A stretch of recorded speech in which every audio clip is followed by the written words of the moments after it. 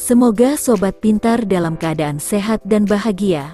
Bertemu kembali dengan Pintar Channel di pelajaran Bahasa Indonesia.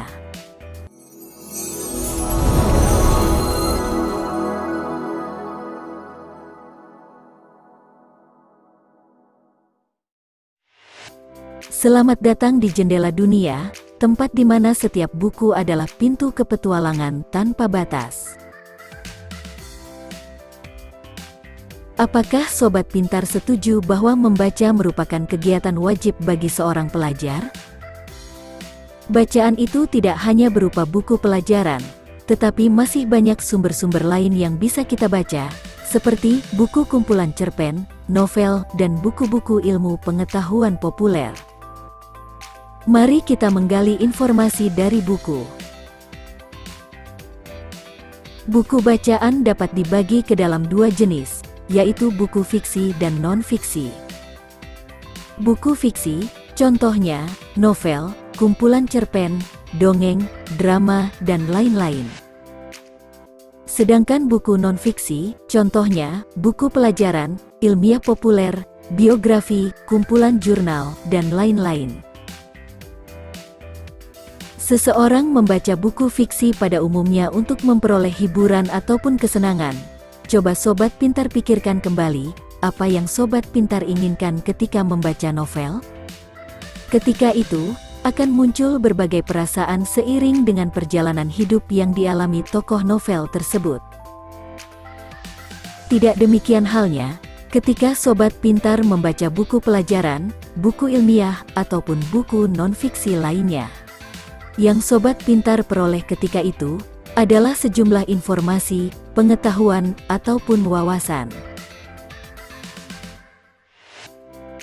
Nah Sobat Pintar, pada kesempatan ini kita akan membedah buku fiksi terlebih dahulu.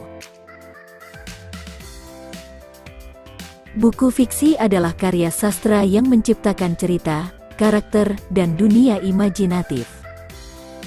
Karya fiksi seringkali digunakan untuk menghibur, menginspirasi, atau menyampaikan pesan melalui narasi yang diciptakan oleh pengarang.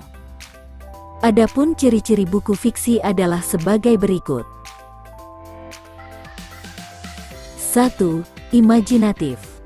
Buku fiksi menciptakan dunia imajinatif yang tidak terikat pada kenyataan. Karakter, setting, dan plot dibangun oleh imajinasi pengarang. 2. Karakterisasi yang mendalam. Buku fiksi sering memiliki karakter-karakter yang kompleks dan memiliki perkembangan yang mendalam sepanjang cerita. 3. Plot berkembang. Plot dalam buku fiksi sering memiliki perkembangan yang tak terduga, konflik dan klimaks yang mempertahankan ketegangan cerita. 4. Penggunaan bahasa kreatif. Pengarang sering menggunakan bahasa yang kreatif dan deskriptif untuk membangun atmosfer dan menggambarkan karakter serta setting. 5. Berbagai jenis genre. Buku fiksi mencakup berbagai genre seperti fantasi, sains fiksi, romansa, misteri, dan sebagainya, sehingga memungkinkan pembaca untuk menemukan cerita sesuai dengan preferensi mereka. Buku fiksi fantasi biasanya menampilkan dunia yang imajinatif, seringkali dengan unsur-unsur seperti sihir, makhluk mitologis, atau keajaiban. Buku sains fiksi biasanya menggabungkan elemen ilmiah dengan imajinasi, seringkali mengeksplorasi kemungkinan teknologi di masa depan atau kehidupan di luar bumi. Buku fiksi romansa biasanya berfokus pada hubungan antar karakter, seringkali dengan plot cinta dan konflik emosional. Fiksi misteri biasanya melibatkan plot yang mengikuti investigasi atau pencarian solusi atas misteri yang ada. Fiksi petualangan biasanya menampilkan perjalanan yang seru dan penuh dengan tantangan bagi karakter utama. Sobat Pintar pencinta buku, saatnya kita akan membongkar rahasia di balik cover buku fiksi. Siapa sangka, di balik desain yang menarik, ada begitu banyak elemen yang menyimpan makna mendalam. Mari kita mulai dengan judul, Judul bukan hanya nama, tetapi juga pintu gerbang menuju dunia imajinatif yang akan kita jelajahi. Biasanya ditempatkan dengan font yang menonjol. Judul adalah kunci pertama untuk menarik perhatian pembaca. Cover halaman depan juga menjadi bagian penting dari sebuah buku. Jika sobat pintar berpikir ilustrasi di cover hanyalah ornamen, tentunya salah besar. Ilustrasi atau gambar yang menarik memiliki peran besar dalam memberikan gambaran tentang isi buku. Bagian ini merupakan jendela ke dunia imajinatif yang menunggu untuk dijelajahi. Nama pengarang di cover buku membantu mengidentifikasi siapa yang menciptakan karya tersebut. Ini memberikan penghargaan dan pengakuan kepada pengarang atas karyanya. Selain itu, nama pengarang yang dikenal atau dihormati dapat meningkatkan kredibilitas buku di mata pembaca. Pembaca sering mencari karya dari pengarang yang telah mereka kenal atau yang telah memiliki reputasi yang baik. Punggung buku, bagian sisi buku yang disebut sebagai punggung buku ini karena lokasinya yang berada di bagian punggung atau tulang belakang buku saat buku tersebut diletakkan di rak atau ditumpukan. Punggung buku adalah bagian yang paling mudah terlihat ketika buku tersusun di rak toko atau perpustakaan. Fungsi utama punggung buku adalah untuk menampilkan judul dan nama pengarang secara vertikal sehingga dapat dengan mudah terbaca oleh orang yang mencari atau memilih buku. Halaman belakang cover buku tidak hanya memberikan sinopsis atau ringkasan, tetapi juga membantu meningkatkan antisipasi, memberikan informasi tambahan, dan memberikan detail penerbitan.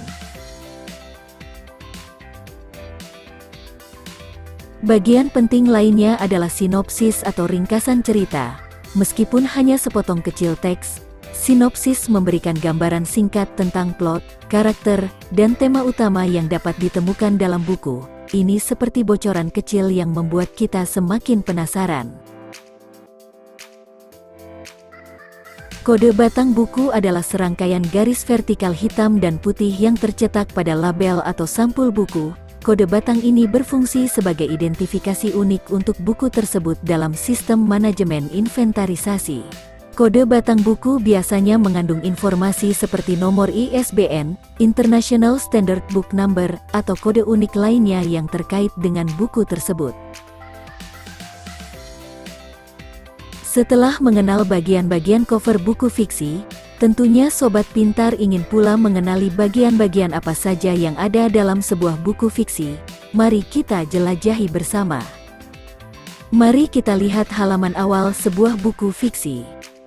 Halaman pertama buku biasanya berisi beberapa informasi yang penting, meskipun kontennya dapat bervariasi tergantung pada jenis buku dan penerbitnya. Berikut adalah beberapa hal yang biasanya dapat ditemukan di halaman pertama buku. Di awal ada judul buku, penulis buku, pencantuman hak cipta, alih bahasa, jika karya fiksi berupa terjemahan, informasi penerbitan, jumlah halaman dan ukuran buku, nomor ISBN, International Standard Book Number, yang unik untuk buku tersebut, digunakan untuk identifikasi dan pelacakan buku di pasar. Berikutnya, buku fiksi sering terbagi menjadi bab-bab yang berisi cerita utama, dan kadang-kadang dibagi lagi menjadi bagian-bagian yang lebih besar. Dalam buku fiksi sobat pintar akan menemukan narasi yang menceritakan kisah, serta dialog antara karakter-karakter yang hidup dalam halaman-halaman itu. Akhirnya, setelah menyelesaikan petualangan di halaman terakhir, sampailah pada bagian penutup. Di sini sobat pintar mungkin akan menemukan catatan dari penulis, atau mungkin cuplikan dari buku berikutnya dalam seri, atau biodata penulis itu sendiri. Jadi, itulah beberapa bagian yang mungkin sobat pintar temukan di dalam buku fiksi.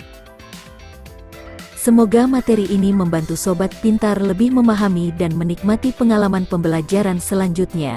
Sampai jumpa.